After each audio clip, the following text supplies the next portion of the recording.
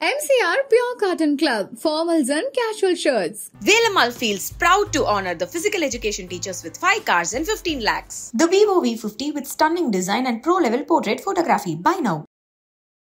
ஆதிக்க நெறிகளுக்கும் சாதிய கொடுமைகளுக்கும் எதிரா வெகுடெழுந்து சமத்துவத்துக்காக வாழ்க்கை முழுக்க போராடினவர் தான் திருவுரு ஐயா வைகுண்டர். இன்னைக்கு அவரோட 193வது பிறந்த நாள். அதுக்காக நிறைய பேருமே தங்களோட வாழ்த்துக்களை தெரிவிச்சிட்டு வந்த நிலையில கன்னியாகுமரி பாராளுமன்ற உறுப்பினரான திரு விஜயவசந்த் அவர்களும் தன்னோட மனமார்ந்த பிறந்த நாள் வாழ்த்த சொல்லியிருக்காரு. இது குறித்து தன்னோட எக்ஸ் வலைதள பக்கத்துல அவர் போட்டிருக்கிற ஒரு பதிவுல ஐயா வழி பக்தர்கள் அனைவருக்குமே ஐயா வைகுண்டரின் அவதார தின விழாவில் என்னோட வாழ்த்துக்களை தெரிவிச்சுக்கிறேன் அப்படின்னு பிறந்த நாள ஒரு அவதார நாளா அவரு நினைச்சு இந்த ஒரு அழகான பதிவை போட்டிருக்காரு. ஃபீல்ட்ல காட்டிக்கணும்ன்ற ஒரு எண்ணம் இருந்துகிட்டே இருந்தது. அதுதான் தவிர நம்ம ஒரு பெரிய ஸ்டார்டம் இதை எதிர்பார்த்து பண்ணல. இப்ப இந்த இதுவே ரெகக்னைஸ் பண்ணியிருக்காங்கன்னா அது நேரில் பெரிய விஷயம் தான் சொல்லுவேன். இப்போ தந்தையோட மறைவுக்கு பிறகு அந்த டைம் பேசினாங்க. ஸோ அந்த குடும்பத்துக்கு தான் நாங்கள் சில விஷயங்கள் பண்ண வேண்டியது இருக்குங்கிற மாதிரி காங்கிரஸ் சில தலைவர்கள் பேசினாங்க. ஸோ எளிமையாக நடந்துருச்சு அவங்களுக்கு இந்த சீட் வந்தது இல்லை அப்படின்னு நம்ம சொல்ல முடியாது. ஏன்னா அதாவது அப்பாவோடைய தொண்டு காங்கிரஸ் கட்சிக்கு பார்த்தீங்கன்னா ஈடு கொடுக்க முடியாத ஒரு தொண்டு. கட்சிக்கு மட்டும் இல்லை, மக்களுக்கும் சரி, சமுதாயத்துக்கும் சரி, அதே மாதிரி வியாபாரிகளுக்கும் சரி. ஸோ அவங்களோட ஜேர்னி ஒரு பெரிய ஜேர்னி. அவங்களுடைய கனவு ஃபுல்ஃபில் ஆனது 2019 ஒரு எம்பி ஆகி அவங்களுடைய அந்த டேர்மை முடிக்க முடியாமல் அவங்க கொரோனாவால் பாதிக்கப்பட்டு இறந்துட்டாங்க. இதில் என்னென்னா அந்த டைமில் தான் எனக்கு அப்பாவோட கனவுகளை நிஜமாக்கணும். ஏன்னா அது வரைக்கும் இருக்கும்போது நம்ம ஒரு ஃப்ரண்ட் ரன்னராக இல்லவே இல்லை. நான் அரசியல்னாலும் அப்பா கூட நான் ஈடுபாட்டில் இருந்தேன். நான் ஃபஸ்ட்டு அப்பா மேயர் எலெக்ஷன்லேருந்து கேம்பெயின்ஸுக்கு போயிருக்கேன். அப்போ காலேஜ் ஸ்டூடெண்ட் நான். ஸோ அந்த மாதிரி நம்ம பிஹைண்ட் இதில் அப்பா இப்படி பண்ணலாம்ப்பா அப்படி பண்ணலாம்ப்பான்னு கன்னியாகுமரி வரும்போது நாங்கள் ரொம்ப இன்வால்வாக இருந்தோம். ஃபார் எக்ஸாம்பிள் பார்த்தீங்கன்னா நோவல் டாட்டா அவர்களை பார்த்து டிசிஎஸை கொண்டு வரணும்னு கேட்டோம். அதே மாதிரி ஒரு ஜப்பான் நிறுவனத்தோட கடல் சீற்றத்தை எப்படி பண்ணலாம்னு பேசணும்.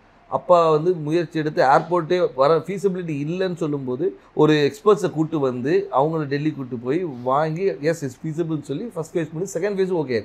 ஸோ இந்த மாதிரி ஒரு விஷனோட போயிட்டு இருக்கும்போது திடீர்னு மறைந்த உடனே ஐயோ அது பண்ண வேண்டிய கடமை நம்மளுடைய கடமைன்னு நான் சொல்லுவேன். ஒரு தந்தையை விட்டு போன பணிகளை மகனாக செய்ய வேண்டியது. அது குடும்ப ரீதியாகவும் சரி, வசந்தன் கோவாக இருந்தாலும் சரி, சமூக பணியாக இருந்தாலும் சரி இது எனக்கு செய்ய வேண்டிய கடமைன்னு தான் எடுத்து. உங்களுக்கு அந்த கடமையை அதை நம்ம பண்ணணுங்கிற ஒரு ஆசையும் கடமையும் இருக்கு. பட் கட்சிக்குள்ள அதை முழுமையாக ஒத்துக்கிட்டாங்களா? கட்சிக்குள்ள முழுமையாக ஒத்துக்கிட்டாங்கன்னா நான் மறைந்த பின்பு நான் உள்ள வரல. அதுக்கு முன்னாடி ஏஐசிசி மெம்பராக இருந்திருக்கேன், ஆர்ப்பாட்டங்கள் கலந்துருக்கிறேன், நிகழ்ச்சிகளில் கலந்துருக்கேன். ஏன்னா அப்பா ஃப்ரண்ட் ஹேண்ட் இருந்தாலும் நம்ம தெரியல. நிறைய பேர் கேட்டாங்க நீங்கள் கட்சியில் என்ன இருந்தீங்க சார், நான் இதில் இருந்த பாருங்க அப்படின்னு ரெஃபரன்ஸ். ஓகே நீ இருந்திருக்கீங்களான்னு ஒரு இது அப்பா மறைவு பின்பு நம்ம தெரிஞ்ச உடனே ஒரு லைம் லைட்டில் வந்த மாதிரி. நடுவில் கார்த்தி சிதம்பரம் அவர்கள் கன்னியாகுமரி தொகுதிக்கு பிரியங்கா காந்திக்கு விருப்ப மனு கொடுத்தாரு இல்லையா?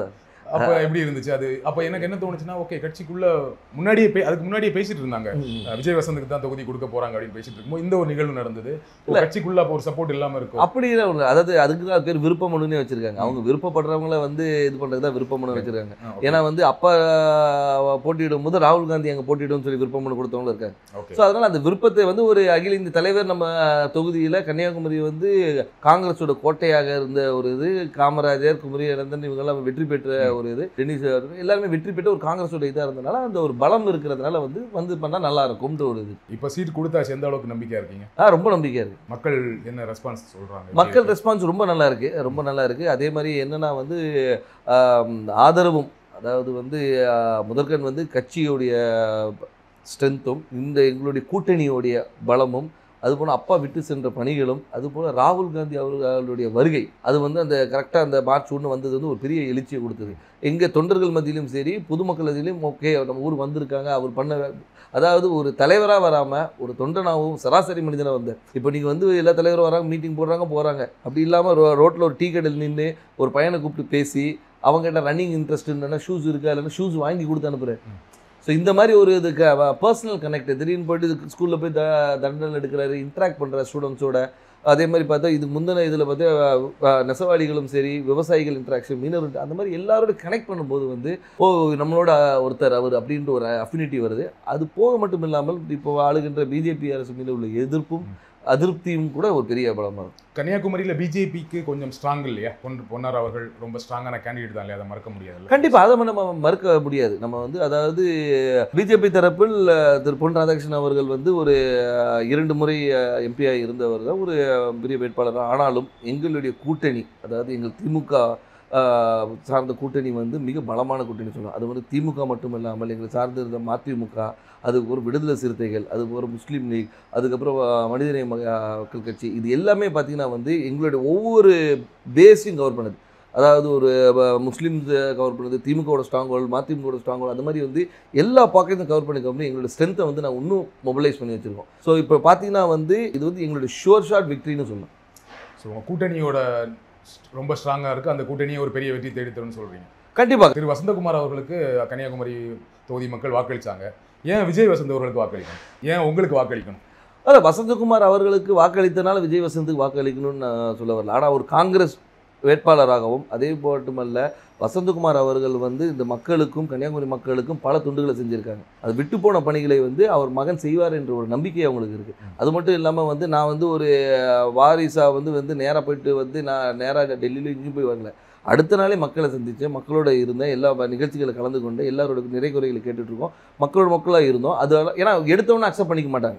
கேட்குற கேள்விக்கு தான் சொல்கிறேன், அதை அக்செப்ட் பண்ண வைக்கிறதுக்கு நான் ஒர்க் பண்ணேன்.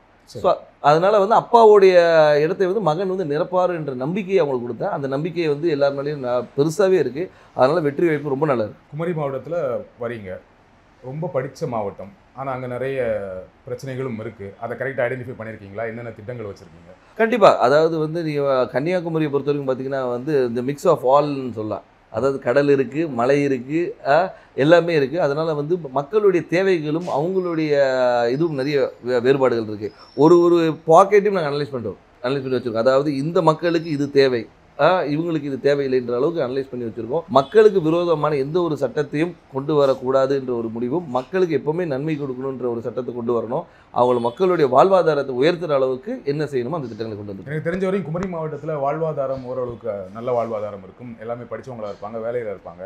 ஆனால் என்னென்னா அங்கே என்ன வேலை கிடைக்குன்னா, ஒன்று படித்து முடித்தா டீச்சர், பெண்களாக இருந்தால் நர்ஸு, அப்படி இல்லைன்னா இப்போ ஒரு சமீப 10 வருடங்களாக சாஃப்ட்வேர் இன்ஜினியர் நிறைய பேர் வந்து சென்னையில் வேலை பார்க்குறாங்க, ஃபாரின் போவாங்க, கப்பல் போவாங்க, இந்த மாதிரி வேலை செய்வாங்களே தவிர மாவட்டத்துக்குள்ள வேற என்ன வேலை வாய்ப்புனா எதுவுமே பெருசாக கிடையாது. ஃபேக்ட்ரிஸ் கிடையாது, சாஃப்ட்வேர் கம்பெனிஸ் கிடையாது. அப்போ அதற்கான திட்டங்கள் என்ன?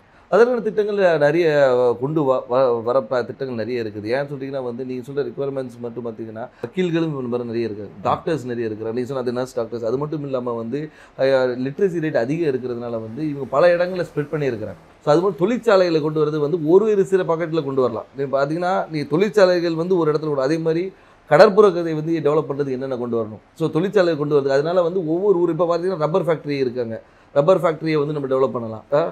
ஸோ வந்து அது மாதிரி தொழிற்சாலை நிறைய இருக்குது. அதே மாதிரி வேலைவாய்ப்பு திட்டங்களும் நிறைய கொண்டு வரலாம். நம்ம என்னென்னா நம்ம மக்கள் என்னென்னா இங்கே இருக்கிற மக்கள் எல்லாமே பாதி பேர் வெளியே தான் இருக்கிறாங்க. இப்போ இந்த கொரோனால தான் நமக்கு தெரிஞ்சு பாதி பேர் ஊரில் இருக்கும். இவ்வளோ பேர் வந்து நம்ம ஊரை சார்ந்தவங்க இந்த தமிழ்நாடு முழுக்க இருக்காங்க தெரியும்.